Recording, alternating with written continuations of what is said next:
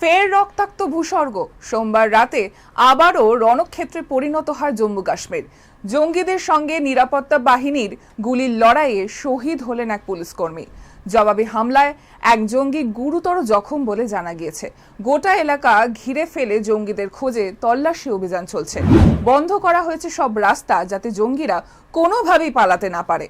Police সূত্রে জানা গিয়েছে, নিরাপত্তা বাহিনীর কাছে গোপন খবর ছিল উদমপুর জেলার বসন্তগড় এলাকায় জঙ্গল ঘেরা এক গ্রামে লুকিয়ে রয়েছে ৩ জন জঙ্গি।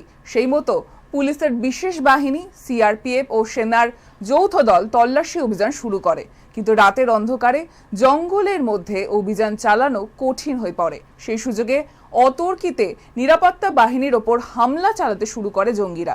তখন সেই আক্রমণে গুলিবিদ্ধ হন এক পুলিশকর্মী। তাকে উদ্ধার করে হাসপাতালে নিয়ে যাওয়ার পথে সেই পুলিশকর্মীর মৃত্যু হয়। এই সংঘর্ষে এক জঙ্গিও আহত হয়েছে বলে জানা গিয়েছে। এই জঙ্গি অভিযানের সঙ্গে যুক্ত এক আধিকারিক জানিয়েছেন, সন্ধ্যা ৬টা নাগাদ সংঘর্ষ শুরু হয়। নিরাপত্তা বাহিনী ইতিমধ্যে গ্রামটি ঘিরে ফেলে। সংঘর্ষ কিছুক্ষণ ধরে চলে, যার জেরে একজন এসওজি জওয়ান আহত হন এবং পরে তার মৃত্যু হয়।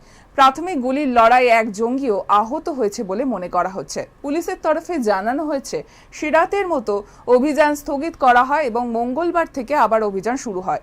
কর্মকর্তারা জানিয়েছেন, জঙ্গিরা যাতে পালাতে না পারে তা নিশ্চিত করতে এবং ওদের নিকেশ করতে এলাকায় অতিরিক্ত বাহিনী পাঠানো হয়েছে।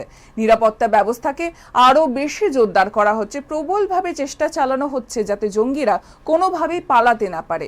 সেজন্য সব রাস্তাও বন্ধ করা হয়েছে। জোর কদমে চলছে তল্লাশি অভিযান। জঙ্গল ঘেরা গ্রামে লুকিয়ে ছিল ৩ জঙ্গি। অতর্কিতে অন্ধকারে তারা হামলা চালিয়েছিল পুলিশ বাহিনীর ওপর। সেই হামলাতেই নিহত হন ওই পুলিশকর্মী।